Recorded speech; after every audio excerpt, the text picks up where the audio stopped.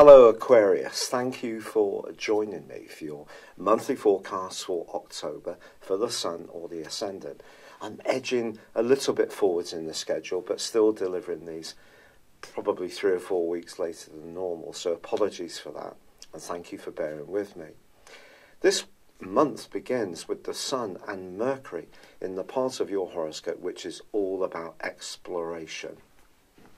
Now, exploration can take on many strands because in the sort of late 1800s, we'd be talking about venturing to the poles, perhaps going to different places in Africa or South America, and that would be considered to be very ultra, very out there.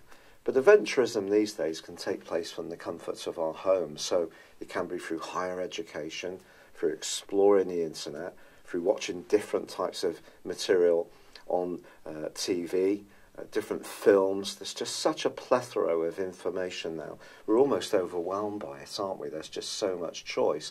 But I actually think you can thrive on that information this month if it helps you to feel more liberated and to bring greater spontaneity and stimulation to your world. And stimulation is something that you have a real appreciation for because, of course, you're an air sign, and the Sun in Libra, also an air sign, feeds that triplicity of air. So you could find yourself having some inspired conversations, thinking about learning a foreign language, or applying for a higher education course, or doing some professional training, or travelling. And any of these things are entirely possible this month.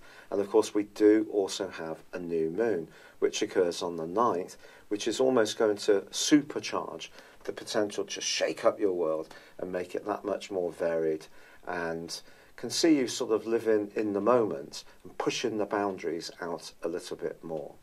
Now, one of the interesting things about being an Aquarius is that it's a fixed zodiac sign. Therefore, Aquarius people often have a preference for familiarity, which is kind of challenging to a lot of what you read about Aquarius people, because some astrologers put the emphasis on Uranus, the modern ruler of Aquarius, which of course is about being much more rebellious, it's about new experiences. But the traditional ruler of Aquarius is Saturn, and that's very much, of course, about stability. So this particular energy in the first 2/3 of October is asking you to explore, whether it's from the comfort of your home, whether it's from pushing out physically, whether it's from taking a more varied approach to life and being less hidebound by those everyday obligations and considerations. But of course, that may be the principle. The planets also set up some challenges within the journey. The first one comes up on the 2nd of the month because there's a quarter moon in the sign of Cancer, which of course is emotional, it's feeling, and it's cardinal. And that squares up with the Sun. And the suggestion is that even if you are trying to be a bit more free-spirited, then some obligations and responsibilities may call out to you, and you may find yourself having to juggle. So we can't totally just forget about all the things that we should be doing. Now, the next challenge that happens in the month is that Venus, the planet of love and affection, which is in a very visible part of your horoscope at the moment, the 10th solar house, slams on the brakes and goes into a retrograde through to the end of the month in the sign of Scorpio.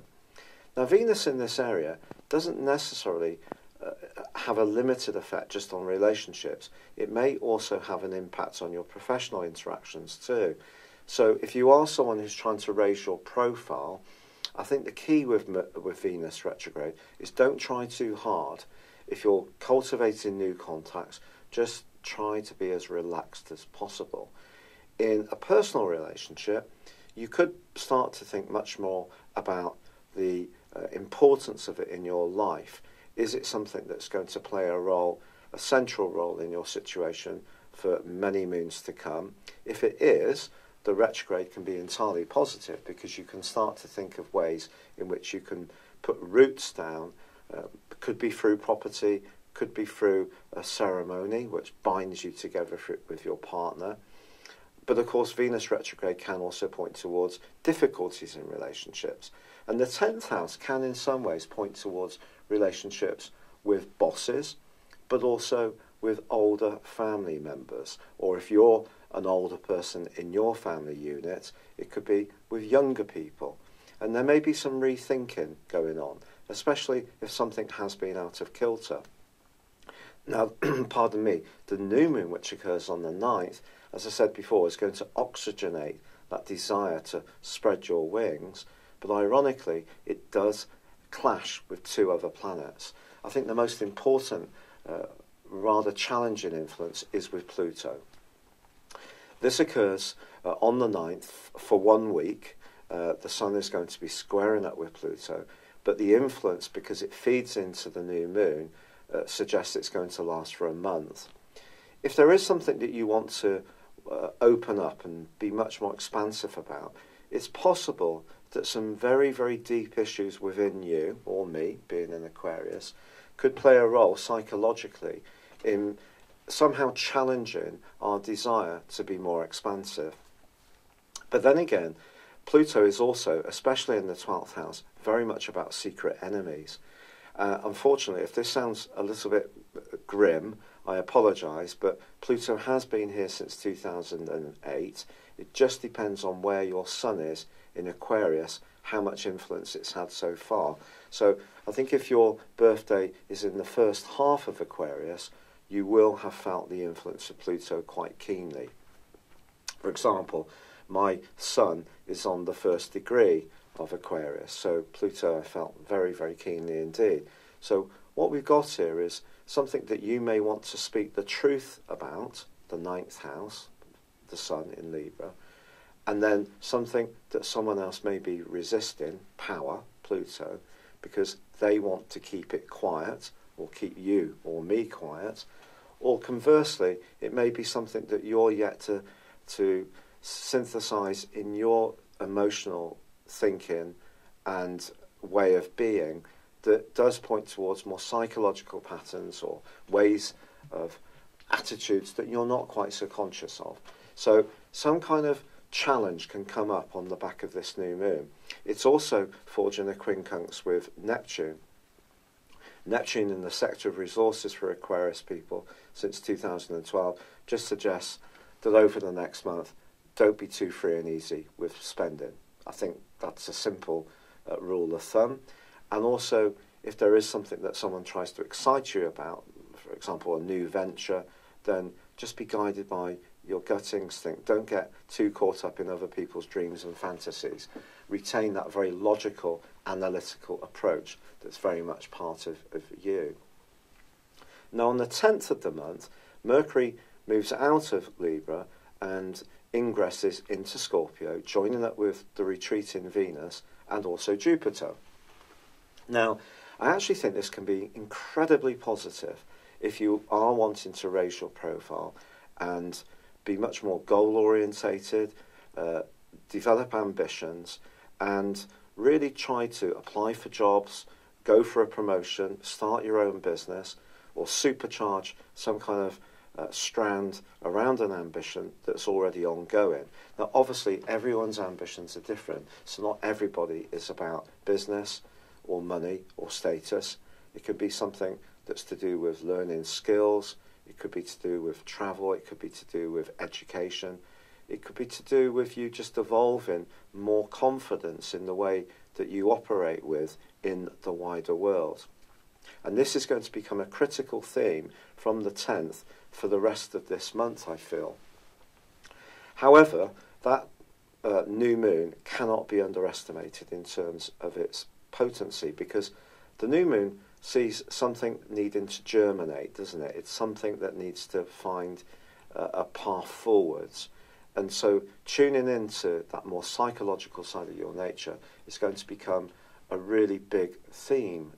I think it's just absolutely going to happen. So this could see you sharing experiences to people that perhaps up until now you've kept confidential. It could mean that you're going to explore your psyche, perhaps through reading more, or perhaps talking to someone who's a trusted professional, a counsellor, for example, so that it informs you more of what makes you tick, and crucially, helps you to understand your relationships with other people more.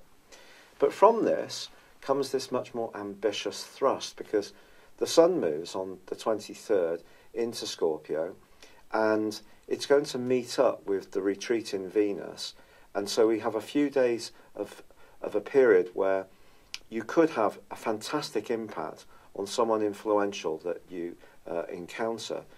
This could be through some kind of proposition that you put together. Someone may experience you and think that you've really got something valuable to say. You may find yourself on your local radio station, in your local newspaper, or perhaps doing something yourself that just sees you up in your presence in whichever way. You will want to take on more authority in the last 10 days of this month. And a leadership role awaits. Now, often with Aquarius people, I think we do see all the machinations that go on in society, but sometimes we get frustrated because we know the games that go on behind these machinations. But you may find yourself saying, well, look, someone has to take a lead. So your career, your job role, something can come into focus sharply. But the crucial thing here as Aquarius is that both the Sun and Venus in that conjunction go opposite Uranus, your modern ruler, which has been shaking up your home and emotional sector ever since mid-May. And I think there is the potential for some of us to be sprung out of a role which isn't working for us. So some kind of responsibility or obligation that we've got which we're not enjoying, we may seek some liberation from it because it's just become too oppressive. Now, the crucial thing is that there's also a full moon which occurs on the 26th, and that is conjunct Uranus as well. So your emotions at that stage, mine as well, are going to see us being much more outspoken, I feel, about something that we feel deeply personal about. Could be to do with the family, could be to do with something in our home environment that we might suddenly want to shake up and change. So something can change the status quo over our role in life for good or for a more challenging reason. It just depends on your unique circumstances. But crossing the axis of this opposition is the North Node, the Dragon's Head in Leo, which ever since May the 10th, 2017, has been emphasising relationships. And in fact, the incredible thing for me is that immediately the North Node, which has a kind of Jupiterian influence, entered into Leo. So obviously I have the Sun in Aquarius, I have several influences in Aquarius. That's when I met Elisa. We've been speaking for 3 years, but that's when she came into my life more fully, was in the May. So the North Node can't be underestimated.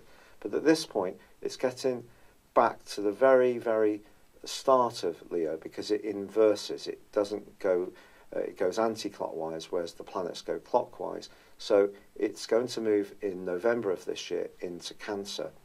So I do feel that we've got a grand fixed cross. So I do feel that something to do with the way we relate, and it could be around that professional situation or around a family or emotional situation, is at the root of what's going to happen on the back of this phenomenally important full moon, which can be about liberation or it can be about fulfillment.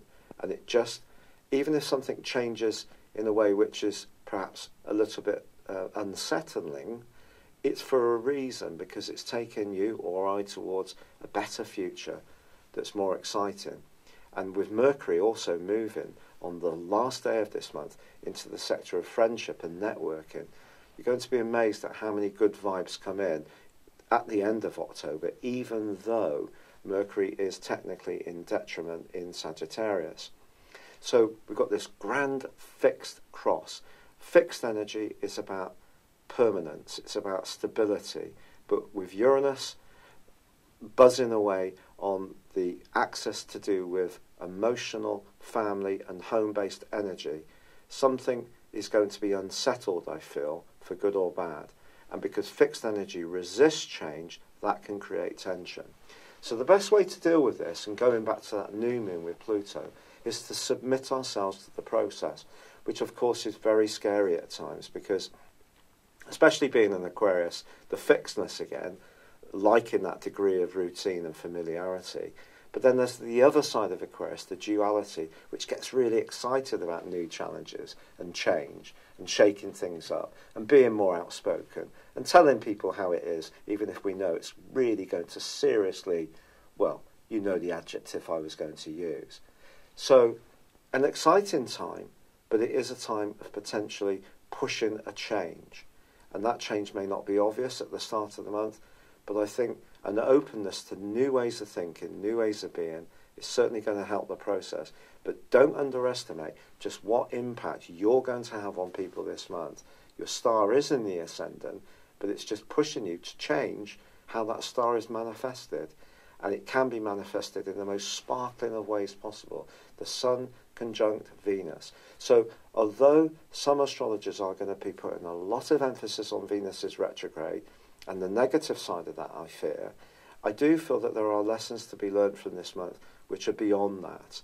Venus retrograde actually then inverses back into Libra from the start of November. So anything to do with the truth of a relationship is certainly going to become much more to the fore right through to the middle of November when the retrograde begins. And then, of course, we've got to wait until Venus gets back to when the retrograde began, comes out of shadow. And that's not going to happen until December. So this process to do with career, to do with public standing, to do with relationships with people of influence is not just going to be confined to October. And I think there are other things going on in October which are very, very exciting and important too. I'm still battling away with the rheumatoid arthritis. I'm so grateful for all the suggestions. I'm really embracing the turmeric. I had been taking it for some while actually, but I had a chat with someone in an Indian restaurant who told me that, look, you need to heat it. And I read up about it and found, wow, this is true. So we've been having it in soups, we've been having it in stews, porridge, and tea, along with ashwagandha, which is an Indian herb, and also a little bit of coconut oil, black pepper. And I do think I'm taking less paracetamol for that. Taking the CBD oil, and also serapeptase as well, which is said to help with bringing down inflammation. But unfortunately, the swelling on my hands is not abating. So I'm trying some homeopathy as well now, but I have had to go onto some steroids because the pain was just so bad, and I just lost so much weight, about 1.5 stone. And the steroids are giving me a bit of a break. I know it's not ideal, but if this doesn't work, I'm going to have to look at some more serious drugs, unfortunately, because it is stopping me function. But I'm so grateful for all the kind messages to support the suggestions. It's just been amazing. And I really hope that October for you turns out to be a thrilling month of opportunities. Yes, there will be some challenges. There always is in life. It's never going to be a completely straight and unbumpy road. But do you know, if it was, wouldn't life be boring? Thank you so much, and goodbye. Hello, thank you so much for watching my video. I'd love you to join me at my Horoscope Ace app. You can find this at www.horoscope-ace.com. You can use it through Android, iOS, Apple, or Facebook. Check out your ascendant or your moon sign, or download your free birth chart. There's all your favourite videos, plus there are daily, weekly, monthly and yearly horoscopes for general, love, Chinese and Indian astrology. If your passion is tarot, there's my brilliant 3-card money or love tarot readings too. And it's all there at www.horoscope-ace.com. Thank you.